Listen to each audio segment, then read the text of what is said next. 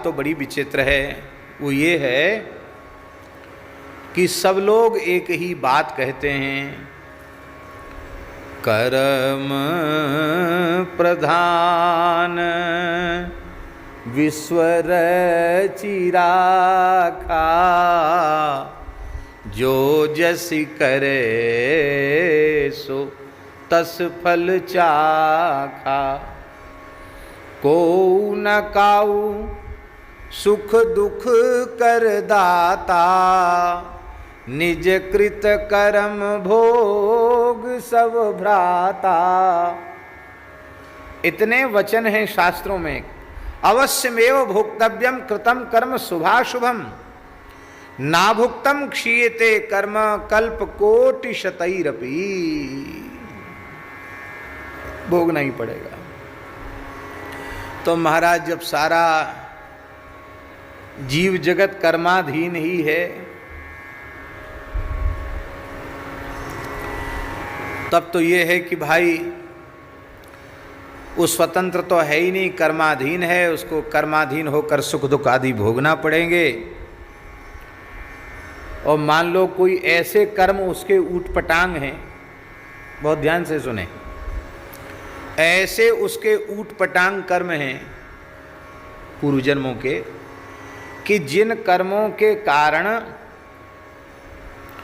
वह भगवत प्राप्ति के पथ में चल ही नहीं पा रहा है, उसके दुष्ट दूषित संस्कार बार बार विक्षेप उत्पन्न कर देते हैं। और ये समस्या है, साधकों की समस्या है। मैं बहुत विनम्रता पूर्वक प्रार्थना कर रहा हूं, साधन में प्रवृत्ति होना और साधन में रुचि जगना ये सामान्य बात नहीं है। दोनों बातें अत्यंत अत्यंत दुर्लभ हैं। क्या कहा था अभी हमने? और हाँ, साधन में रुचि और साधन में प्रवृत्ति। सत्संग के द्वारा साधन में रुचि जगती है। अब ऐसा करेंगे, अब ऐसा करेंगे, ऐसा करेंगे, पर प्रवृत्ति नहीं होती।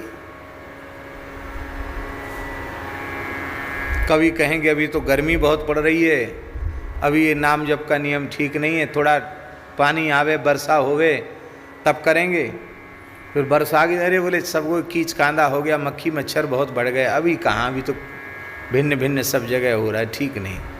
थोड़ी ठंडी आ जाए तब बढ़िया साधन बनेगा, तब भजन करेंगे। अरे बोले तो रजाई छोड़ने का मन ही नहीं करता है। 8-9 बजे बढ़िया धूप ऊपर से आ जाए और रजाई थोड़ी धूप से गर्म होवे, तब धीरे धीरे उठें।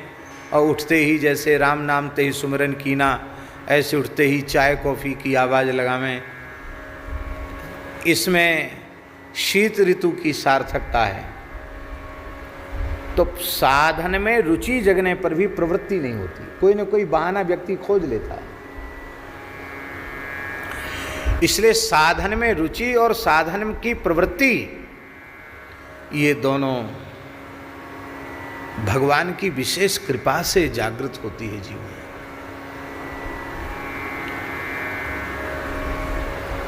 हरि गुरु और संत, गौ ब्राह्मण, इनके प्रति मन वाणी क्रिया से किसी भी प्रकार का अपराध न बने। इनके प्रति निरंतर भाव जगे, भाव बढ़े, तो ही साधन में रुचि जगेगी और साधन की प्रवृत्ति होगी। साधन में किसी की रुचि जग गई, साधन में प्रवृत्ति हो गई, पर हरि गुरु संतों का अपराध चाहे मन से अथवा वाणी से अथवा क्रियात्मक रूप में बन गया, तो साधन की रुचि भी समाप्त हो जाएगी और साधन में प्रवृत्ति भी साधन की प्रवृत्ति भी समाप्त हो जाएगी। इसलिए अपने साधन को सुरक्षित करने का एक ही उपाय है कि जो अपने श्रद्धेय महापुरुष हैं, उनमें निरंतर श्रद्धा की वृद्धि हमारी कैसे होगी। श्रद्धा शून्य व्यक्ति का संग नहीं करना, श्रद्धावान का संग करना। साधक की सर्वोपरि पूंजी श्रद्धा ही है।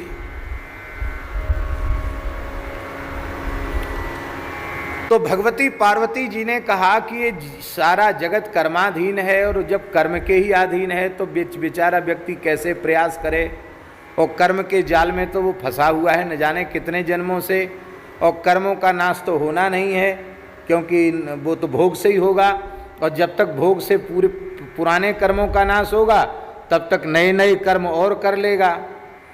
तो वो तो कभी ख़त्म होने वाले हैं नहीं, नए नए हो रहे हैं क्रियमाण, वो संचित में जा रहे हैं, संचित से प्रारब्ध में आ रहे हैं, बस संचित क्रियमाण प्रारब्ध इसी फेरे में पड़ा रहेगा जीव। फिर भी जीव जब कर्म के अधीन है तो जीव भक्ति कैसे करे, कैसे भक्ति करे?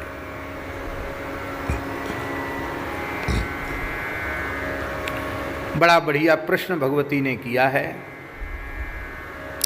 और बहुत सुंदर उत्तर भगवान शिव ने दिया है। इतना बढ़िया उत्तर दिया है, श्लोक लिखने योग्य है, इतना बढ़िया श्लोक।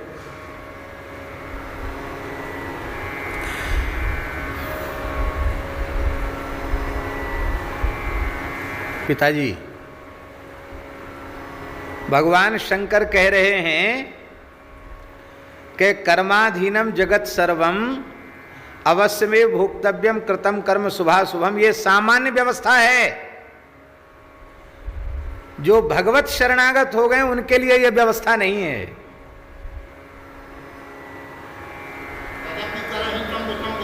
हाँ, तदपि करहि सम विषम विहारा, यद्यपि सम नहीं राग नरोसु, गहहि न पाप पुण्य गुण दोषु, तदपि करहि सम विषम विहारा, भक्त अभक्त हृदय अनुसार है। बड़ा बढ़िया श्लोक है। भगवान शिव कह रहे हैं कर्माधीनम जगत सर्वम विष्णुना निर्मितम पुरा। भगवान विष्णु ने, भगवान श्री हरि ने ये सारा जगत कर्माधीन बनाया है।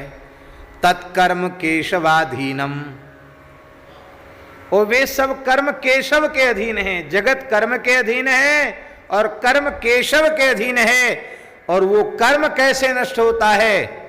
बोले तत्कर्म केशवाधीनम राम नामना विनश्यति। वो केशव के अधीन जो कर्म है वो राम नाम से नष्ट हो जाते हैं। राम नामना विनश्यति, इसी का भाव गोस्वामी जी के शब्दों में। मंत्र महा मणि विषय ब्याल के, मेटत कठिन कुअंक भाल के, मेटत कठिन कुअंक भाल के।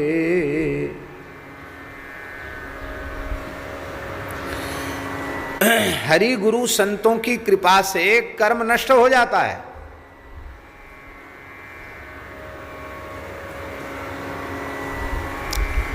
परम श्रद्धेय प्रातस्मरणीय प्रेम मूर्ति पंचरसाचार्य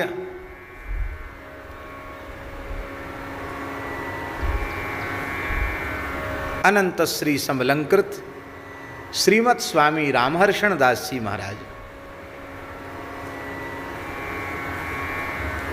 भारतवर्ष की संत परंपरा के एक मूर्धन्य महापुरुष, जिनका दर्शन करने से लगता था कि हम प्रेम मूर्ति भरत जी का दर्शन कर रहे हैं। निरंतर भगवत प्रेम में विभोर रहने वाले ऐसे आचार्य स्वरूप भगवत स्वरूप महापुरुष, मैं स्थान भूल गया हूँ, वहाँ किसी मध्य प्रदेश में कहीं वो थे, अपने परिकर के सहित किसी सत्संग यात्रा में थे, और अनन्य गुरुनिष्ठ महंत श्री हरिदास जी महाराज जिनकी सरकार के प्रति अगाध निष्ठा थी, वे उस समय सरकार की सेवा में थे।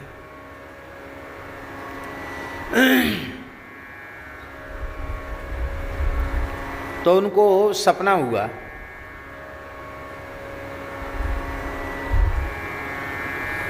उनको स्वप्न हुआ कि हम कहीं जंगल में भटक गए हैं, भटक करके कुछ बसोरों का जैसा मोहल्ला है वहाँ पहुँच गए हैं, और उन लोगों ने देखते ही बड़े बड़े बांस लेकर पीटना शुरू किया। अब उन्होंने बचाने के लिए अपने आप को ऐसे ऐसे हाथ किए, सिर बचाने के लिए, तो बांस यहाँ पड़े, लाठी यहाँ पड़े, वहाँ पड़े, पीठ पर पड़े।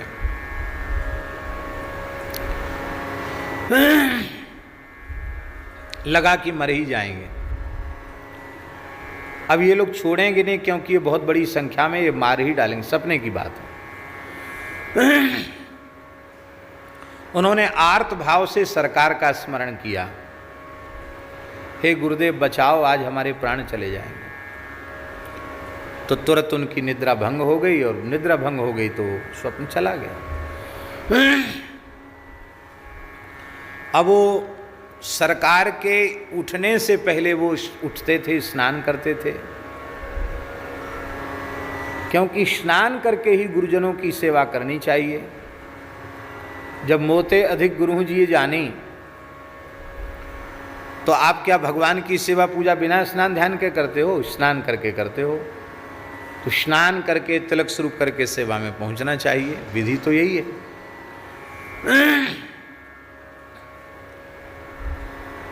गुरुजनों का शरीर अशुद्ध नहीं होता, उनके स्नान आदि के छींट भी शरीर पर पड़ जाएं तो सारे धरती के तीर्थों में स्नान का पुण्य प्राप्त हो जाता है। शास्त्रों में ऐसा लिखा हुआ है। ऐसा नहीं कि हम स्नान करके तिलक करके हैं और गुरुजी तो अभी डोलाल होके आए हैं, बिना नहाए हैं, नहीं, ऐसा नहीं। भाव की बात है। तो श्री हरिदास जी महाराज उसी भाव से सेवा करते। स्नान तो जब वो स्नान डोलाल गए, उसके बाद जब वो हाथ धोने लगे तो उनसे मिट्टी छुई नहीं जा रही थी, बर्तन पकड़ा नहीं जा रहा था। उनको ये क्या हो गया? तो देखा तो वो बांसों की जो मार पड़ी थी, उसके घाव, उसके चिन्ह उनके शरीर, हाथों पर थे, हाथों से बचाए थे ना। सपना सच्चा हो गया। अब जैसे तैसे उन्होंने नहा तो लिया, पर संतोष नहीं हुआ, और उन्होंने सरकार के सामने जाकर के रोते हुए कहा, मेरे सारे शरीर में भारी वेदना है, ये देखो ये घाव सब हो रहे हैं, जैसे कोई लाठी पड़े ना, लाठी पड़ने से हाथ फूल जाए, छाले पड़ जाए, ऐसे। अब लोग कहते सपना झूठा होता है। तब पूज्य सरकार ने कहा कि हरिदास जी, प्रत्यक्ष में ऐसे कर्म का भोग होना था और वो अत्यंत दुर्निवार था, उसको भोगना ही पड़ता। सो ठाकुर जी ने कृपा करके उसका भोग स्वप्न में करा दिया। अब ना तो धरती पर ऐसी पीड़ा तुम्हें सहनी पड़ेगी, ना ही अब यमदूतों के डंडे खाने पड़ेंगे, अब तुम मुक्त हो गए।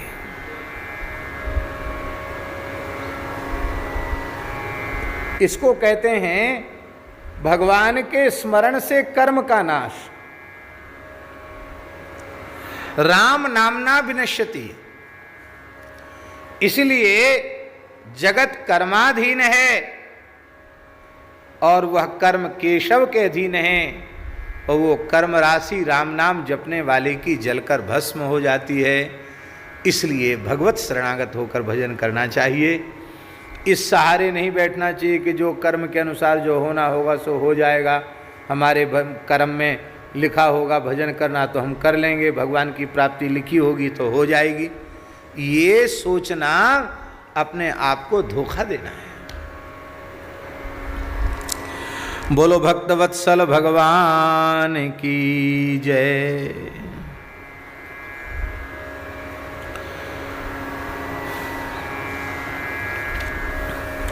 इस प्रकार से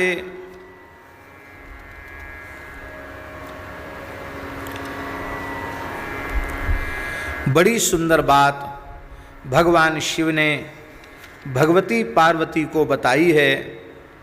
और ये कहने का प्रयोजन हमारा केवल इतना ही है कि इस संवाद से यह स्पष्ट हो जाता है कि भगवान शिव पार्वती श्री राम जी के कैसे अनन्य प्रेमी हैं, श्री राम नाम के कैसे अनन्य प्रेमी हैं। और इस बात को शास्त्रों के परम मर्मज्ञ विद्वान षडंग वेद विदुष साक्षात महर्षि वाल्मीकि के ही अवतार गोस्वामी तुलसीदास जी जानते हैं। इसलिए वे भगवान शिव से भी राम चरणों में अनुराग मांग रहे हैं और भगवती पराम्बा भवानी से भी कभी चातक्य जैसा प्रेम मांग रहे हैं तो कभी इस प्रकार से वो प्रेम मांग रहे हैं। बोलो भक्तवत्सल भगवान की जय। कहते हैं कि पार्वती जी ने शंकर जी को प्रणाम किया और तब से वे निरंतर राम नाम का जप करने लग गई। ये राम रामेति रामेति रमे रामे मनोरमे सहस्रनाम तत्तुल्यम राम नाम वरानने, ये पद्म पुराण का ही श्लोक है। ये 254वें अध्याय का 20वां श्लोक है। और यहाँ एक विशेष बात और भगवान शिव कह रहे हैं। वे कहते हैं पार्वती जी, मेरा राम नाम में इतना अनुराग है कि जिन संज्ञाओं में, जिन शब्दों में रा अक्षर आदि में आ जाता है, उन संज्ञाओं को सुनकर मुझे प्रसन्नता हो जाती है। रा जिस शब्द के आगे आ गया उस शब्द को सुनकर मैं प्रसन्न हो जाता हूँ। महाराज क्यों प्रसन्न हो जाते हैं? कहते रकारादीनि नामानि शृण्वतो मम पार्वती मनः प्रसन्नताम याति राम नामाभिशंकया। राम नाम की अभिशंका से मेरा मन प्रसन्न हो जाता है। तो राम नाम कोई उच्चारण करे तो मेरा मन कितना प्रसन्न हो जाएगा। इसलिए हे भगवती, मैं निरंतर श्री राम नाम का जप करता हूँ। तो इस प्रकार से ये भगवती परम श्री राम प्रेम की प्रदात्री हैं, ऐसा भाव गोस्वामी जी के मन में है। इसलिए वे भगवती के चरणों में यही प्रार्थना करते हैं